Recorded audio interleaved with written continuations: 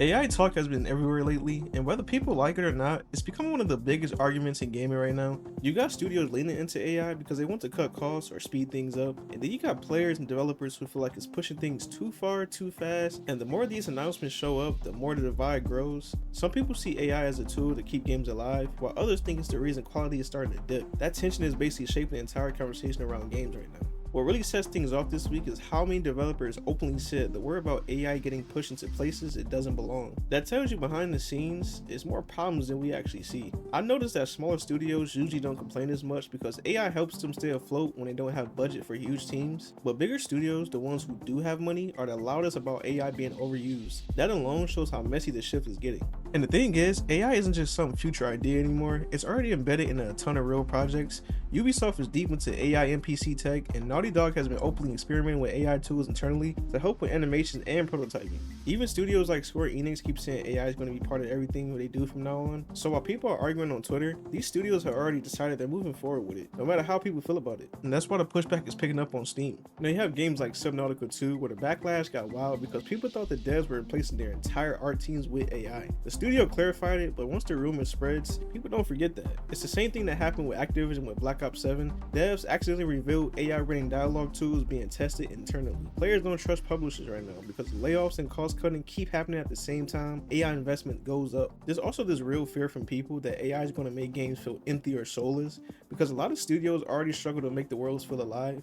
When you combine tight deadlines with AI shortcuts, you start worrying that quality will dip even harder. Players already complain about repetitive side quests and lifeless NPCs, so hearing AI is going to speed things up doesn't exactly inspire confidence. And honestly, I get why they're nervous. We all play games where it felt like nobody actually wrote half the dialogue. But on the other side of things, I've also seen AI help studios that will never survive without it. Smaller teams working on indie games rely on AI to fill gaps they can't afford to hire for. A lot of people forget what it's like trying to get a game shipped with 5 or 6 people working out of a small office or even their homes. AI dialogue, AI bug finding, and AI animation cleanup, those tools can literally keep projects alive, and some of the best breakout games over the last few years came from teams like that. One example is how procedure AI tools helped Larian Studios doing Watergate 3 testing. The QA scale of that game was insane, and the only way it stayed on schedule because the AI systems helped surface bugs faster than a manual team could. Nobody complained about the use because it didn't replace writers or artists, it just boosts the unglamorous behind the scenes work. That's the version of AI more people will be okay with if studios actually communicated it better. But studios don't usually talk about AI in a way that calms players. Even developers admit privately that AI isn't the problem, the way publishers use it is.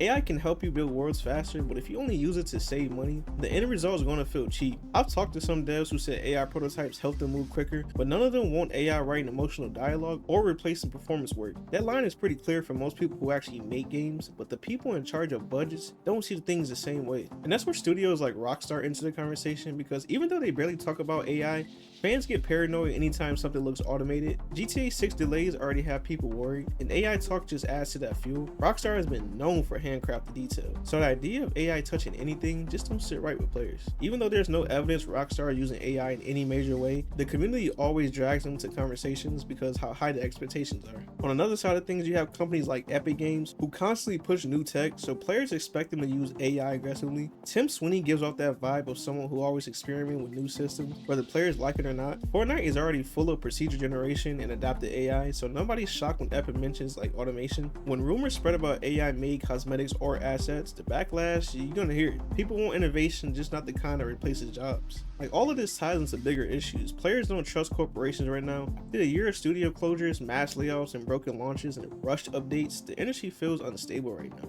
When stability drops, every new idea gets interpreted as a threat. AI could have been seen as a helpful tool, but instead it arrived during one of the worst job loss periods in decades. The truth is though, AI can fix some real problems if used right. One area where it generally shines is audio cleanup and environmental sound design.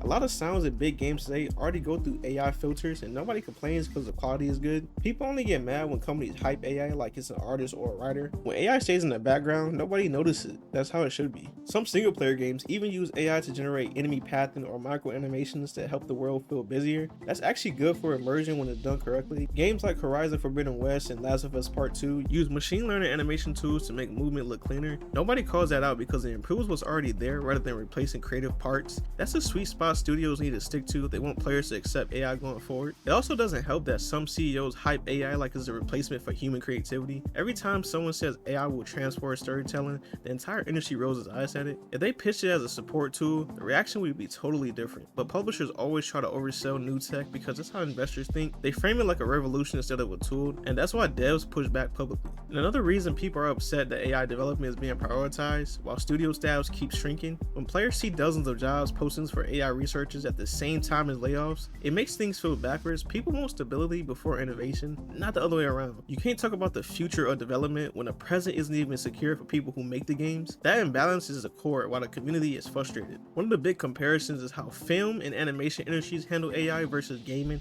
Pixar uses AI tools for lighting and physics, but the creative teams stay untouched. Meanwhile, in gaming, companies immediately aim AI at writers and artists, which sets a totally different tone. That's why the negative feedback feels bigger. Players think publishers are targeting the wrong areas first. If they follow Pixar's blueprint, nobody will be yelling. And speaking of film, this is where the GTA talk actually makes sense to bring in. When Dan Houser left Rockstar, a lot of fans already worried about the writing quality dropping over time, so when they hear AI writing tool, they instantly link it to fears about losing that handcrafted Rockstar narrative style. It doesn't mean Rockstar is doing that, but it just shows how sensitive players are about AI touching story content. One small rumor can snowball into a panic. The other comparison people keep making is live service games. A lot of devs quietly use AI to generate seasonal content faster. That's where people feel the effects the most. When you rush content drops using procedure systems, players start noticing patterns and recycle ideas. Fortnite and Destiny have both been accused of this at different times, even though those teams still rely heavily on human designers.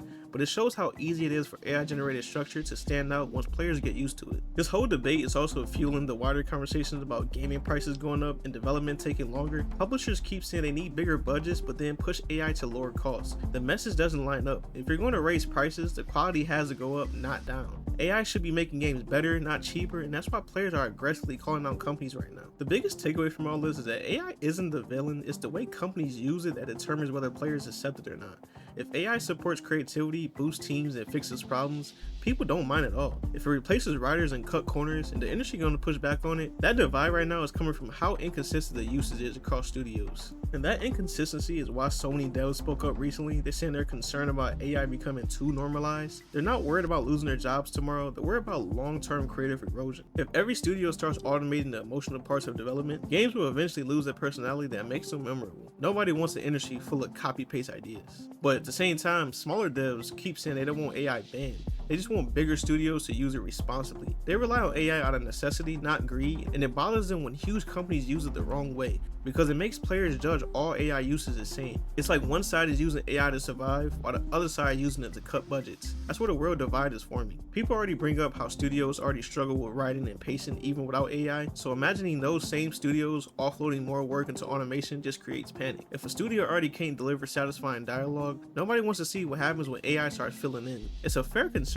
especially with how many rush games we've seen recently. AI can make that gap even wider if handled poorly. At the end of the day, players don't want to ban AI, they just want transparency and balance. Show people where AI helps without replacing the human heart behind the game. Tell players when AI is speeding up boring tasks instead of pretending AI is some magical creative engine. Most players just want reassurance that the craft of gaming won't get sacrificed in the name of efficiency. That's all. But yeah, the gaming industry isn't happy about AI right now, but the anger isn't coming out of nowhere. It's coming from the layoffs, the rush ideas, the bad communication stacked on top of each other. AI could be helpful, but companies have to stop treating like shortcuts to everything. If studios start using it with intention instead of desperation, both sides might finally go on the same page. But for now, the divide is only going to get wider. But let me know what you guys think about this, about Dan Houser comments, and GTA possibly getting delayed again, and all the AI talk that's been going on recently. Let me know what you guys think about that. But like, comment, subscribe. Let me know if you enjoyed the video. It's your boy Memories. Catch your boys next time. Peace.